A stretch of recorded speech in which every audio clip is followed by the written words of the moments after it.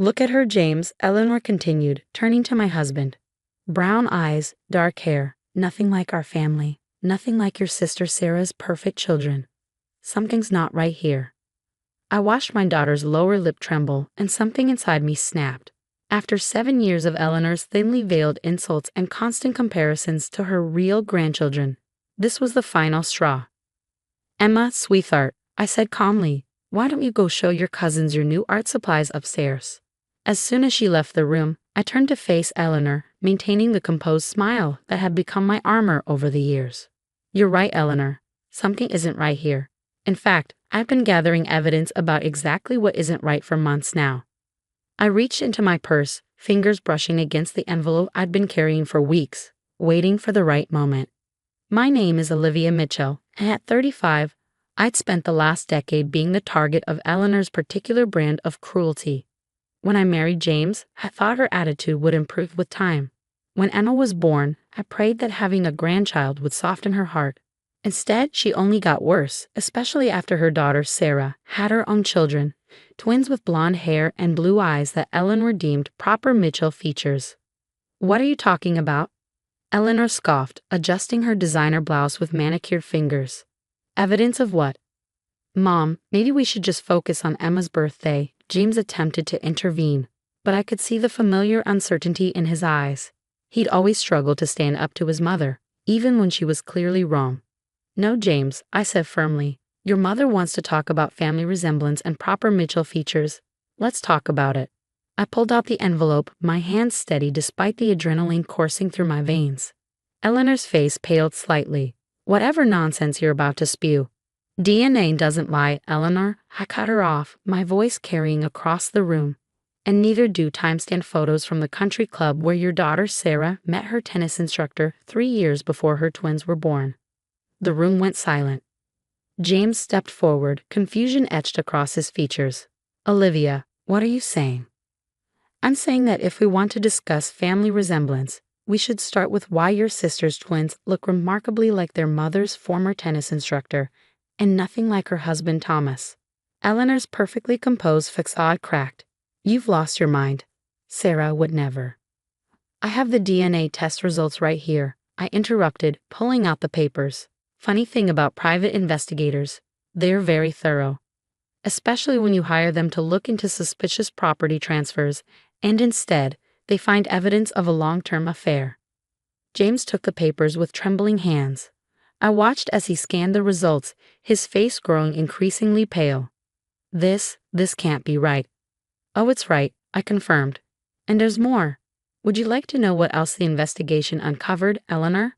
About the money you've been siphoning from the family trust to support Sarah's lifestyle? The trust that's supposed to be divided equally between your grandchildren. Eleanor sank into the nearest chair, her usual imperious demeanor crumbling. You had no right. I had every right, I shot back. The moment you started treating my daughter like she was somehow less than your precious Sarah's children, you gave me every right. I've spent years watching you favor them, praise them, and shower them with gifts while treating Emma like an afterthought, all while knowing, or at least suspecting, that they weren't even Mitchell blood. James was still staring at the DNA results, his world visibly unraveling. Does Thomas know? Not yet, I replied softly. But he will, unless certain things change around here, starting with how Emma is treated. Eleanor's face had gone from pale to flushed with anger. You wouldn't dare. It would destroy Sarah's marriage, her life. Like you've been trying to destroy my daughter's self-esteem, I asked, my voice sharp. Emma is 7 years old, Eleanor. 7. And you've spent her entire life making her feel less than worthy because she doesn't match your idea of what a Mitchell should look like. I turned to James, who was still processing everything. I never wanted to have to do this, but watching our daughter cry after every family gathering, hearing her ask why Grandma doesn't love her as much as her cousins, I couldn't take it anymore. The sound of children's laughter drifted down from upstairs, a stark contrast to the tension filling the living room. Eleanor sat rigid in her chair, her perfect world crumbling around her, while James continued to read through the documentation I provided. We're going to go back to celebrating our daughter's birthday now, I announced, gathering up the papers. And from this point forward, Eleanor, you have a choice. You can either start treating Emma with the love and respect she deserves as your granddaughter, or these documents find their way to Thomas. Your choice. As I turned to head upstairs, I paused at the doorway. Oh, and Eleanor. Emma may not have the classic Mitchell features, but at least she's actually a Mitchell. More than we can say for your other grandchildren, isn't it? The look of shocked defeat on Eleanor's face as I left the room was 7 years in the making. Upstairs, I could hear Emma laughing with her cousins, blissfully unaware of the bomb I'd just dropped on her perfect grandmother's carefully constructed world. Sometimes, the best revenge isn't just about exposing lies. It's about protecting those we love from the people who would tear them down. The next few days were a study in carefully maintained silence. Eleanor had left Emma's birthday party shortly after our confrontation, fighting a sudden migraine. James spent most of his time in his home office, processing everything he'd learned about his sister's deception, and I waited, knowing the real storm was yet to come. It arrived 3 days later in the form of Sarah herself, bursting into our house unannounced while I was preparing dinner. "How dare you?" she shrieked, her designer handbag swinging wildly as she gestured. "Mom told me what you did, the accusations you made. You're trying to destroy my family." I calmly wiped my hands on a dish towel, grateful that Emma was at her art class. "No, Sarah. You destroyed your family when you decided to lie about your children's paternity. I'm just holding up a mirror." Her perfectly made-up face contorted with rage. "You don't know anything. You're just jealous because your daughter isn't." "Isn't what?" I cut her off sharply. "Isn't blonde, isn't blue-eyed, or isn't actually a Mitchell. Because only one of those things matters, and it's not what you think." Sarah's face paled slightly, but she pressed on. "Mom says you're blackmailing her, threatening to tell Thomas." "I'm giving her a choice," I corrected. "She can either start treating my daughter with the same love and respect she shows your children, or, yes, Thomas finds out the truth. It's quite simple, really." "You bitter, vindictive." "Careful," I warned. "I have copies of everything, the DNA tests, the photos, the bank records showing how your mother has been funneling money from the family trust to support your lifestyle." "How much does Thomas think you make as a social media consultant, anyway?" She sank into one of our kitchen chairs, her bravado cracking. "You don't understand. Thomas, he'd never forgive me. Like you and your mother never forgave me for not fitting your perfect Mitchell family image." I asked, leaning against the counter. "For 7 years, I've watched you both tear down my daughter's self-esteem. Do you know what Emma asked me last month? She asked if she could dye her hair blonde for her birthday so maybe Grandma would love her more." Sarah at least had the grace to look slightly ashamed. "I never meet." "Yes, you did," I said firmly. "You and your mother both meant every subtle dig, every comparison, every time you push Emma aside to showcase your twins. Well, now the tables have turned." "What do you want?" she whispered. "I told you, I want Emma treated with respect. No more comparisons, no more subtle put-downs, no more making her feel less than your children. And the trust fund manipulation stops immediately. And if we agree, then Thomas never needs to know about your tennis instructor. Your children's inheritance stays intact. Life goes on." I pause, letting the weight of my words sink in. "But if anything, and I mean anything, happens to make Emma feel less than loved and valued by this family again, everything comes out." Sarah stood up, smoothing her expensive dress with trembling hands. "You've changed, Olivia. You used to be so passive." I smiled. "No, I was patient. There's a difference. I spent years documenting everything, building my case, making sure that when I finally stood up for Emma, it would stick. Mothers do that. Protect their children. You should understand that." As she turned to leave, I called after her. "Oh, and Sarah, you might want to have a conversation with your mother about the trust fund. Because if one more penny gets diverted from Emma's share to your accounts, Thomas won't be the only one getting an interesting packet of documents." After she left, I heard movement behind me. James stood in the doorway of the kitchen, his face a mix of emotions. "How long have you known?" he asked quietly. "About Sarah, the twins?" "I suspected something was off about 2 years ago," I admitted. "The way your mother kept emphasizing their Mitchell features while dismissing Emma, it seemed excessive. Then I hired the investigator to look into the trust fund discrepancies, and he found much more than I expected." James ran a hand through his hair, a gesture I'd seen 1,000 times when he was stressed. I should have stood up to them sooner, should have protected Emma better. I softened slightly. You can start now. Emma needs to know her father is in her corner, especially with everything that's about to change in the family. What do you mean? Your mother won't take this lying down, I explained. She'll try to find a way to regain control, and when she can't, she'll lash out. We need to be ready. He nodded slowly. I keep thinking about all the times they made comments about Emma's appearance, and I just let it slide. God, I'm an idiot. You're not an idiot, I said, moving to touch his arm gently. You're someone who couldn't see his mother's manipulation for what it was. But now you know, and we can do better. The sound of the front door opening announced Emma's return from art class. She bounded into the kitchen, her dark curls bouncing, clutching a painting she made. Mommy, Daddy, look, I painted our family. I watched James kneel down to examine her artwork, really seeing our daughter, perhaps for the first time, not through his mother's critical lens, but as the beautiful, creative child she was.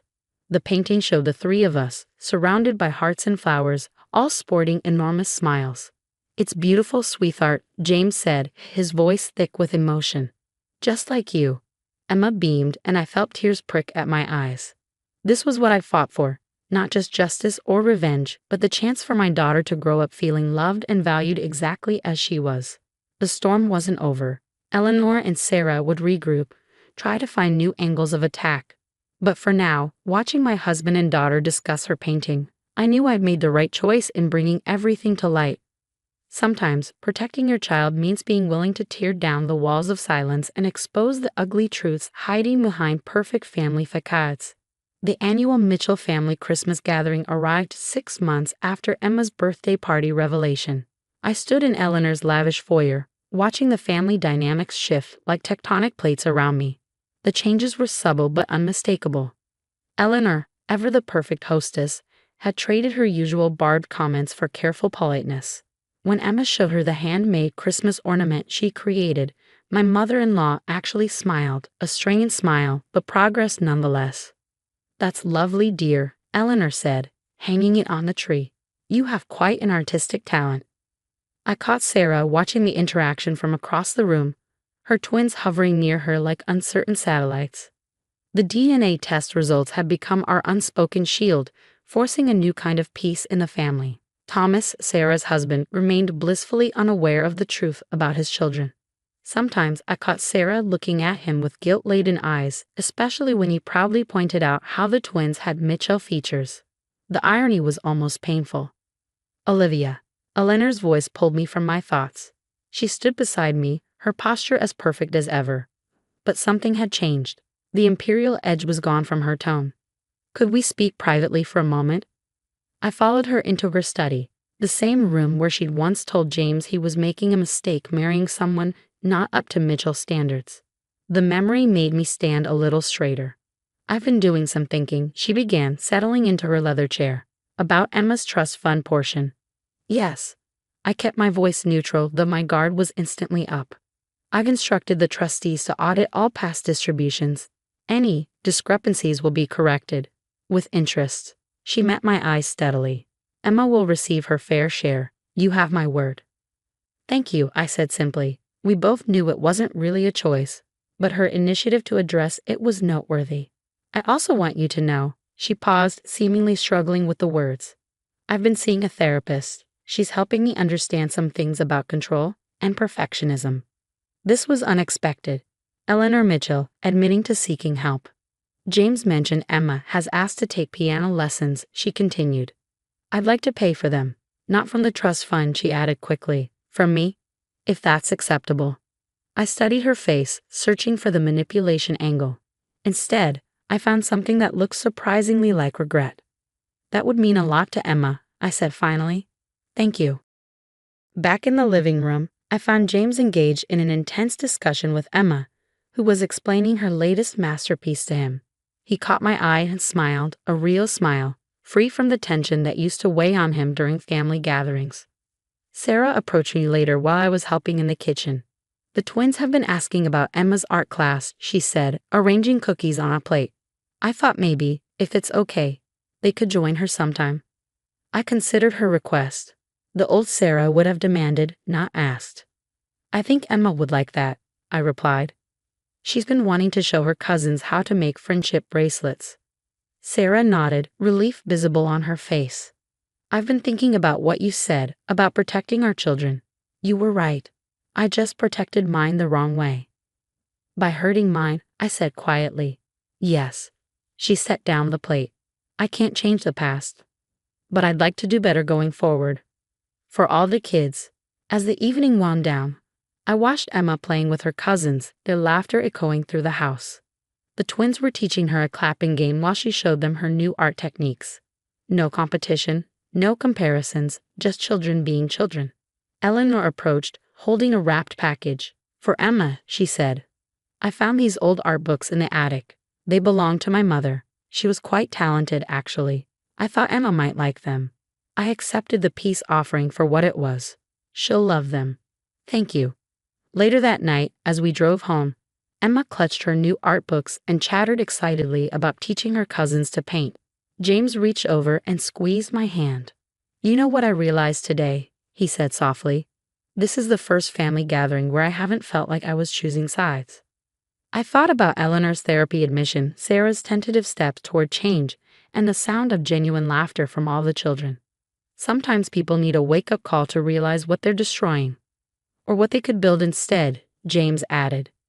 Looking in the rearview mirror at Emma, who had fallen asleep with her art books hugged to her chest, I felt a deep sense of satisfaction.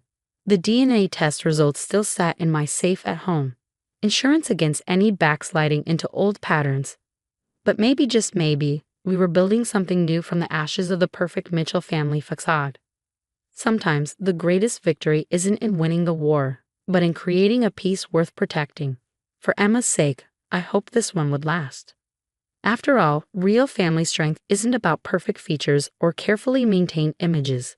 It's about growth, acceptance, and the courage to face hard truths, even when they shatter everything you thought you knew. And sometimes it takes breaking everything down to build something better in its place.